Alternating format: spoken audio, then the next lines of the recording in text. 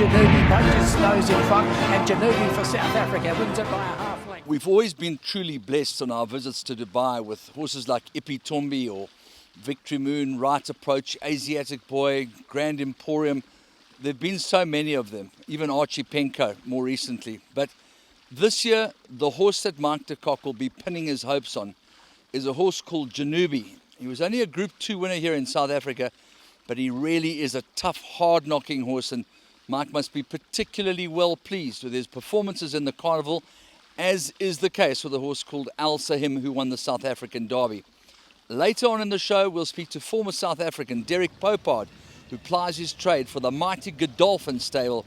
Fascinating news from Derek Popard. First of all, Mike de Kock and his views on JANOOBI and the rest of his runners on Dubai World Cup night.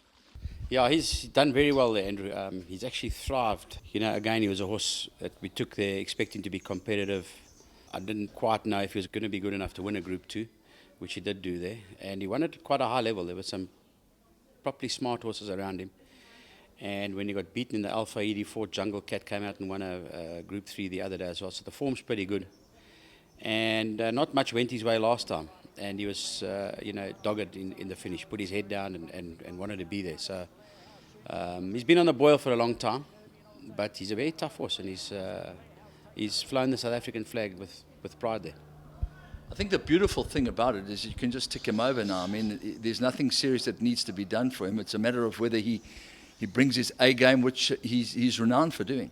Yeah, it's a matter of keeping him happy now and fit, and he's a very, very happy horse at the moment.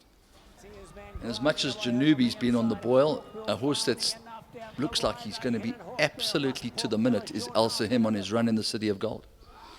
Yeah, he's coming along nicely. He did run to his rating last time. You know, it's a very tough division, mile and a half and more in that area. So he won a mile and a half at Turfentine. He stayed well over 2-2 at Greyville. So we're going to go for the marathon. He's not good enough for the mile and a half at Group 1 level. You get horses out there that have won Coral Eclipses and Group 1s in Europe. You're not going to beat them. You've got no chance. So we're going to run him in the 3-2. But, we fit, we well. Very sound horse, as I say, apart from the wind issue. Dubai itself, any changes from last year, or are you still battling away with the training facilities and just doing the best you can? Just doing the best we can, Andrew. Not easy. It's very competitive, which is good. It's what it should be.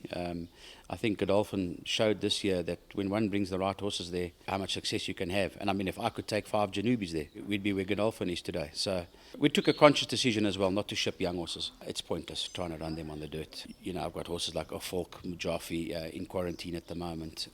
Hopefully by the end of the season there'll be a few more horses that have finished their 3-year-old careers and are going to go on to Dubai. I think they'll fly the flag there. Certainly they'll be good enough to be in the carnival. And they'll improve with the time they're going to have. The unfortunate thing is that they're in quarantine in January. The next time you'll see them is January 1 year later. So they're losing a massive part of a crucial time of the year, i.e. 3-year-old. It is what it is. It's Sheikh Hamdan's pretty keen to have his horses compete in the carnival there.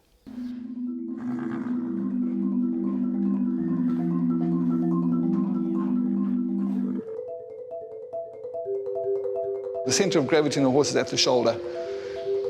So you can imagine how much weight gets put onto the front feet versus the back feet. 3/4 of its weight is generated on its front feet. The hind feet are for traction and they push your horse away, and the front feet just basically carry a lot of weight. Our horse's shoe is going to be sitting at that level, right there. And surrounding it is what's soft tissue that is very malleable, that actually moves. So it's very much like a car tire with air in it, and that can move around.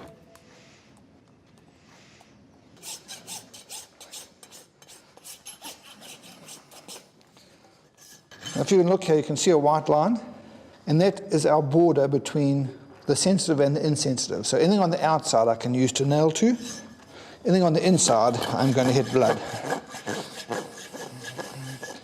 It's an aluminium plate. It weighs about 97 grams. And we race all the horses here with this. And that's it. As you can see, he's got almost the perfect foot. I rode horses from the age of 4, And it's just a natural progression. I started trimming horses when I was 14 and then shoeing them from 20, and that's what, 31 years ago. So yeah, it's just a natural progression in life, I think. And I think it's an affinity with horses.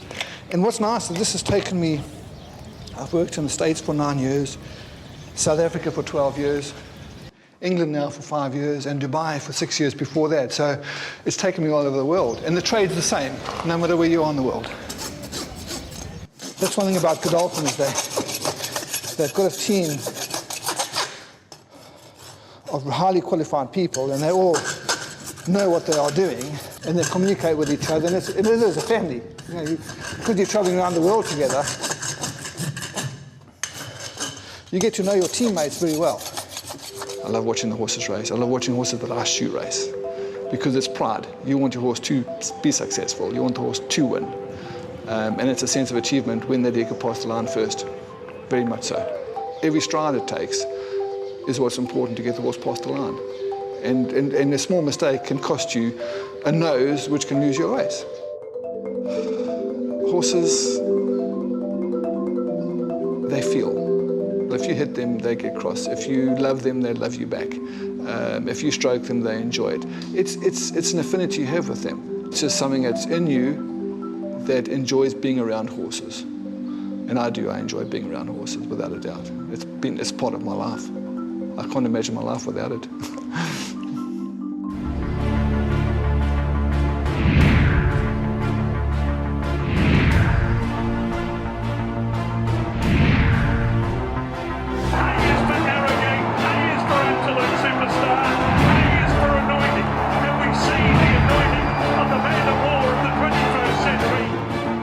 Janu B punches those in front, and Janu B for South Africa wins it by a half.